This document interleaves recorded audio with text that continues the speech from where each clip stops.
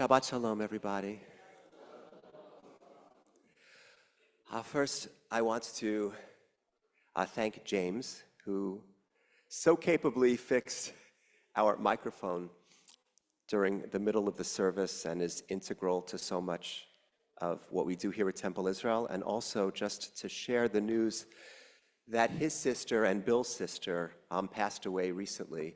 And if you see him and you know him and are able to offer your condolences, I encourage you to do so. They were very close as a family, and they just got the news recently.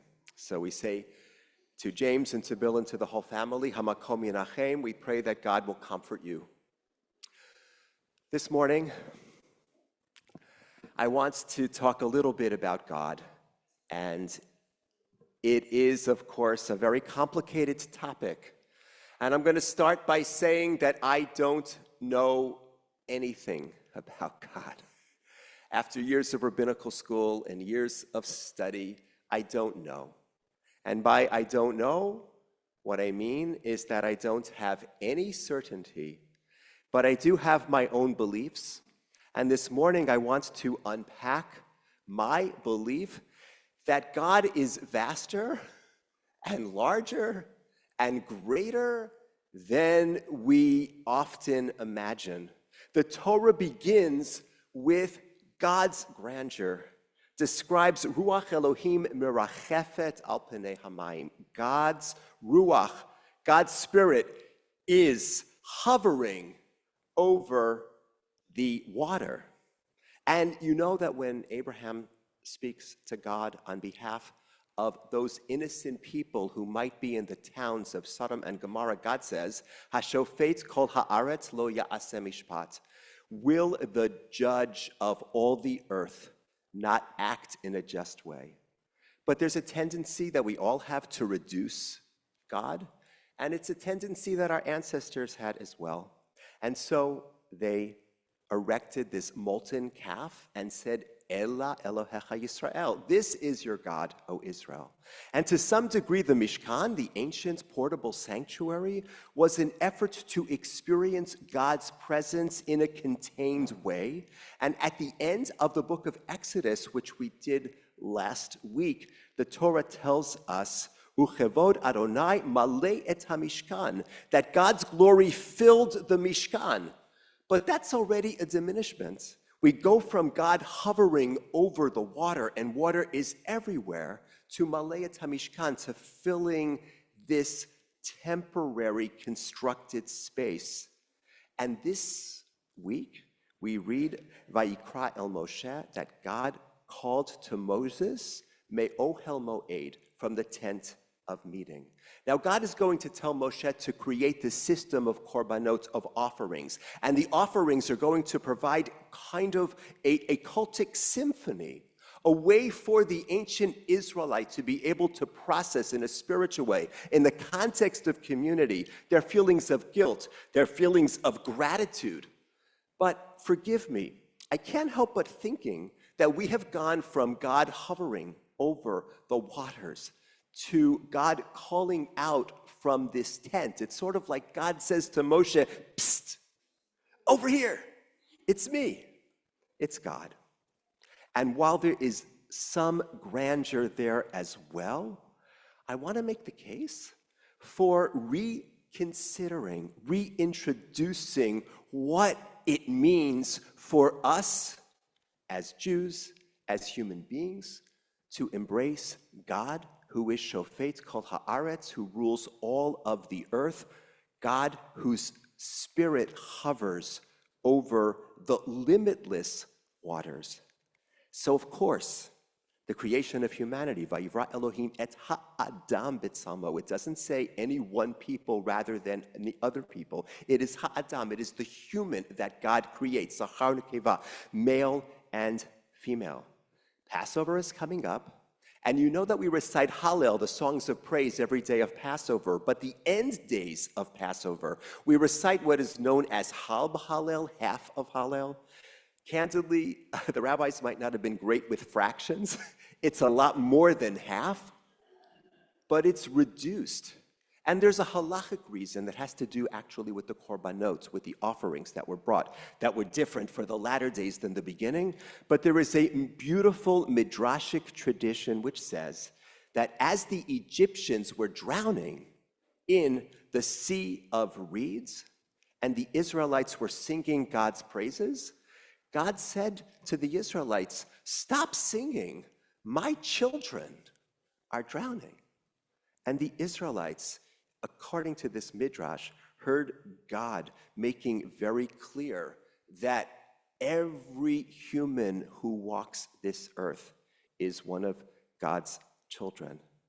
So I believe that God cared about the Israelites and the Egyptians, and I believe that God cares about all human beings this day as we face each day.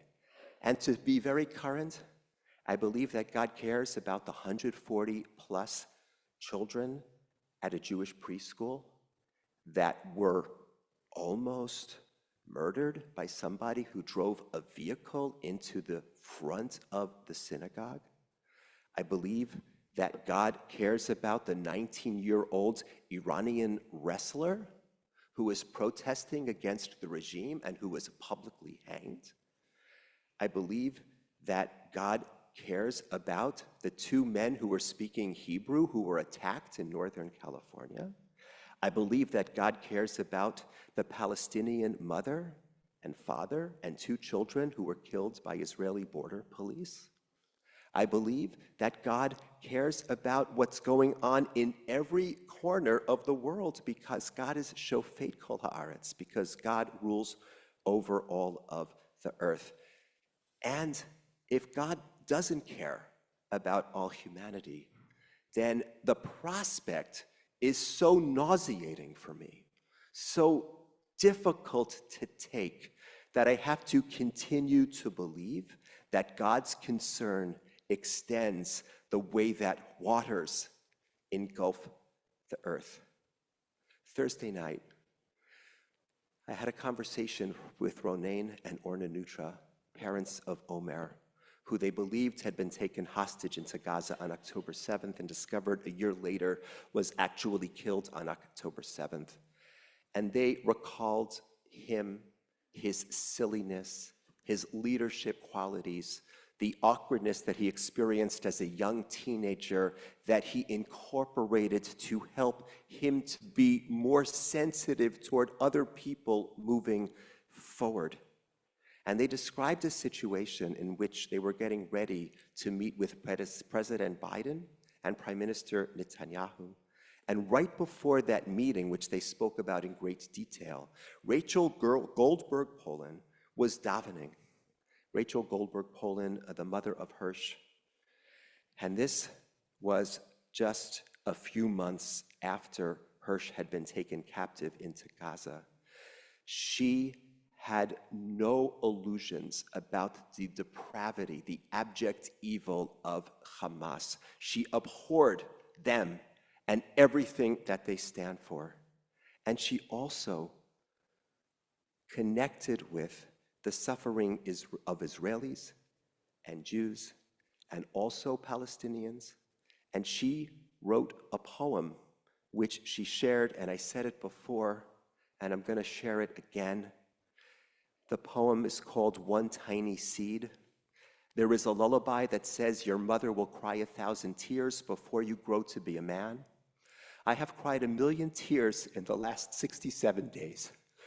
We all have. And I know that way over there, there's another woman who looks just like me because we are all so very similar. And she has also been crying. All those tears, a sea of tears, they all taste the same. Can we take them and gather them up and remove the salt and pour them over our desert of despair and plant one tiny seed, a seed wrapped in fear, trauma, pain, war, and hope, and see what grows?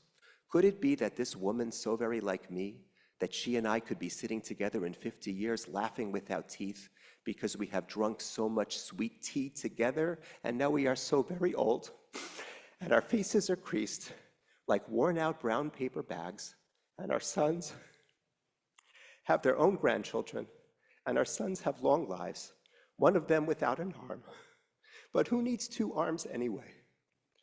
Is it all a dream, a fantasy, a prophecy? One tiny seed. She and her husband have continued to advocate on behalf of safety and protection and security for the Jewish people, but also to advocate on behalf of God willing, and it seems like it is so hard, and it seems like it is impossible, and it seems like it is forever far away, but God willing, a day when Israel will be able to live peacefully with her neighbors. I have spoken about over and over again the absolute legitimate right of Jewish people to defend ourselves from all directions. I will continue to do so. God cries out to us from the Ohel Moed, from our tent. God says, V'hinei anochi imach, as he said to Jacob, I am with you, ushemarticha, and I will protect you. And while indeed the book of Exodus concludes, Kevod Adonai Maleyet HaMishkan, that God's glory fills the ancient sanctuary, I want us to also be mindful of the words that we are going to be saying in a few moments. Kadosh, Kadosh, Kadosh, Adonai Tzevaot, Melo Chol Haaretz Kevodo. Holy, holy, holy is the Lord of hosts. God's glory fills the entire world. Shabbat Shalom.